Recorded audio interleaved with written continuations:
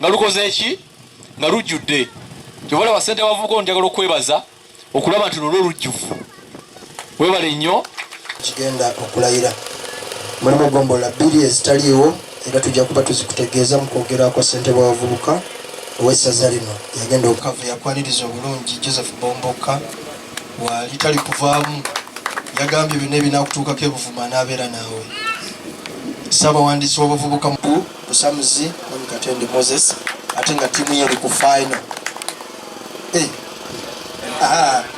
final ziriko okulaba Ssaabagabo naye Rambi omwami Kiyingi Simeo tatakisenseeni okulaba Ssaabawaali Bwema mwami Medisenya okusanyuseemu ate n'oluvannyuma tugenda kukuba kantindiggwa olw'embeera buli omu gy'amanyi obulungi tweyenze nnyo Tabaalo nga tuli ne munnamateeka Kavuma Derek era ffe engeri effe tuzimazeewo abaami ba Ssaabasajja Kabaka bali wala we buli tulina eggombolola 5 mu ssaza lino tulina emiruka 3 ate n'ebyalo 210 era mukama tukole obuki obukulembeze tusobole okutambula nsanyuse nnyo amaze ekintu n'aguzanyiramu naye nga tubeebaza mwenna bannanga ababadde wano eggulo nga tuzanya omupiira mumyuka okusomoka tubeerawo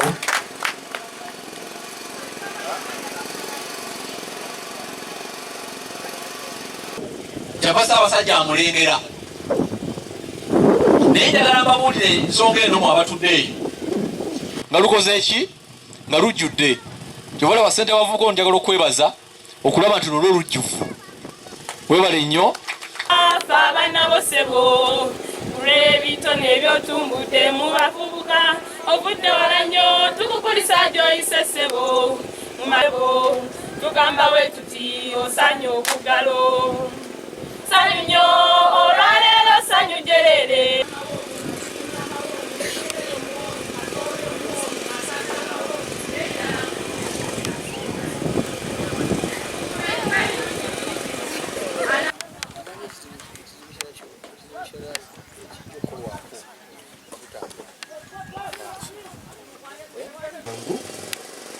executive egenda kulayira yokka ne gombola tujja kulayira lumu ne tugenda simba mu gombola zaffe bamemba ba executive abalala baliwa semana mujje bali ku executive y'abavubuka era mu bakyala zigenda kuzannya emipiira gyaffe egy'akamalirizo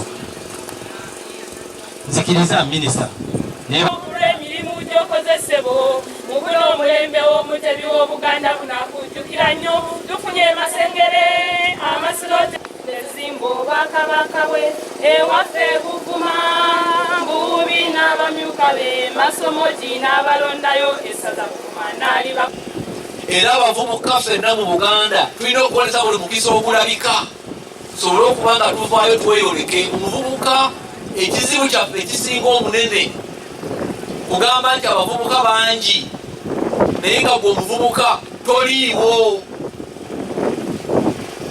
nyinza okuba nina n'abatudde wano naye nga nina mubiri naye nga ali ku ssimu aweereza obubaka obw'enjawulo nga wano nina kisosonkole naye gwe omutakola ki taliiwo avuka mu Buganda mulina okubaawo mu buli nsonga nga mukola ki nga weemuli mulina abamu ababagambye tujja kujja nga mwabawo n'ebifo naye bwe mutuuse wano tebakola ki tebaliiwo nga wamukulira kumanya nagamba nzija naye paka katandakola ki tandatuuka mujjeko ekifo kyo ate owagira tali munno olw'ensonga endalalala tuwagire bannaffe kuba munno buli lwayambuka akuwaawo okudda kati mwena bwe musigala wano omulala n'abakulembera mwena mujja kusigala awo tufuneyo bannaffe betusuumuusa okuva ku mutendera gwaffe wala omutendera ekikola ki buli obeeyongerayo naffe tufuna we tujja oba ategerekesa bulungi beeyongerayo naffe tukola ki we tujja buli bagenda ne basaka otuwulira bulungi nnyo kyoyo waffe webuvuma buli lwawulikika ng'akoze ekyenkizo naawe ogaba nakututumu eryo buli lwoligabana naye weyongera okukula nodda mu bifo ebirala. Abo bonna abava okukuba ebirayiro mwebale nnyo, mwebalire ddala. Ebirayiro ebyo bye mukubye si lwakubanga kibadde kyetaagisa mu bikube, naye mu bikubye olw'obuvunaanyizibwa. Saagala muve wano nga ekibakubisiza ebirayiro nakyo mukirese wano. Nja kusaba nti ate nammwe muddeyo gye muvudde, mwongere okwogera n'abo abasigadde era mubasikirize batwegatteko. Olwo nno lwe tujja okusobola okugyayo essaza lyaffe ate n'obwakabaka okutwaliza awamu. Mulayidde tusaba ebirayiro ebyo bireme okukoma wano. Tubasaba mugende ku gurawundi mutuukire ddala ku byalo ku muntu asembayo nga mutuusa obuweereza bw'obwakabaka nga mukunga. Tetuzze Buzibuvuma naye amaanyi ga Buvuma gali mu ngalo zammwe. Buvuma gye mwagala okubeera ey'enkya n'eyaleero mwe mwina ogyongeramu amaanyi okulwana okulaba nga tugituusa waggulu. Twebaza nnyo abaana batuyimbidde oluyimba bagambye ffe tuli inkuyege tulina kumakumanya mu nswa eby'amaanyi nga bayimbira minisita. Oluyimba lubaddeyo mu mesagi nnene naye banavuma mbasaba ffe tulina okutakula, ffe tulina okusaabaana ettaka naddala ffe abakulembeze okulaba nga tuzimba Buvuma, tuzimba Buganda eyaleero n'enkya. Ffe twagala okukola ki okweyagaliramu kubanga omulembe Ssaabasajja Kabaka yagutuwa.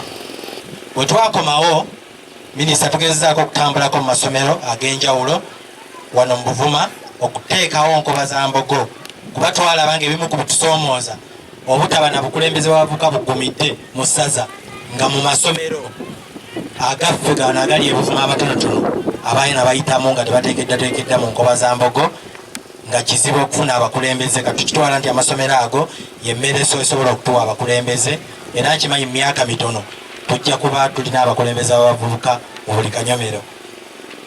Minisita tugezezzaako ng'abavubuka okwetaba mu nteekateeka z'Obwakabaka nga bukyanga lubanga lwa Mmindi guno gwe mulundi gwe twasooka okwetaba mu mpaka z'abannalulungi ba Buganda ng'essaza. Twetabamu era ne tuwangula ensiimyo oba giyite certificate ey'essaza erisinza okwerwanako okusituka.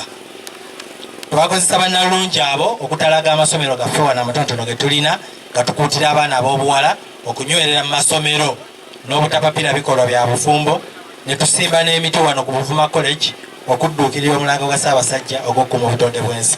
Nze Ssemanda Mathias nga nnondeddwa okubeera ssentebe mu Buganda Youth Council ssaza Buvuma. Ndayira okubeera omuwulize eri Namulondo, Obwakabaka n'abakulembeze bonna mu Bwakabaka. Ndayira okukuuma ebyama by'Obwakabaka butiribiri, obutabifulumya okuggyako nga mpeereddwa olukusa. Nze Ssemanda Mathias nga nnondeddwa ndayira okukola emirimu egimpeereddwa n'obuvunaanyizibwa bwonna obumpeereddwa.